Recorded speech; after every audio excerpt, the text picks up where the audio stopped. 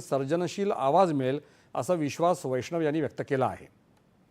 स्वर्गीय लक्ष्मणराव मानकर स्मृती संस्था मानकर ट्रस्ट आयोजित कर्मयोगी एकल शिक्षक मेळावा 2026 आणि कर्मयोगी पुरस्कार वितरण सोहळा आज मुंबईतल्या गेटवे ऑफ इंडिया इथे उत्साहात पार पडला।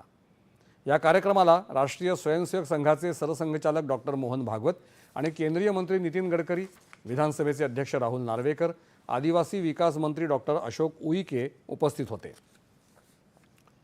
सेवा म्हणजे उपकार नसून कर्तव्य आहे आणि त्यातून आत्मविकासही होतो। युगानुयुग सनातन धर्मानं भारतात माणुसकीची हीच मूल्यप्रणाली जपली आहे असं मोहन भागवत यांनी यावेळी बोलताना सांगितलं। देशातल्या नागरिकांना उपलब्ध असलेल्या संधी आपल्या आदिवासी बांधवांना आणि भगिनींना देखील उपलब्ध झाल्या पाहिजेत असं सांगत मागासलेल्या वर्गांना मुख्य प्रवाहात आणणं हे आपलं कर्तव्य आहे असंही ते म्हणाले। आदिवासी तरुणांना शिक्षण, आरोग्य आणि कौशल्य विकासाची तसंच सामाजिक विषमतेवरही तोडगा काढण्याची गरज नितीन गडकरी यांनी यावेळी व्यक्त केली।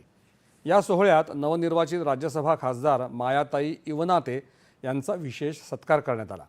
महाराष्ट्रातल्या आदिवासी भागांमध्ये कार्यरत असलेल्या एकल शिक्षक शाळांमधील समर्पित शिक्षकांचा सन्मान करण्यात आला। या एकल शिक्षक शाळांनी दुर्गम आदिवासी भागांमध्ये शिक्षणाचा प्रकाश आणला आहे, तर शिक्षण, आरोग्य, कौशल्य विकास आणि सामाजिक परिवर्तनासाठी योगदान देणाऱ्या व्यक्ती आणि संस्थांना कर्मयोगी पुरस्कार प्रदान करण्यात आले। आगामी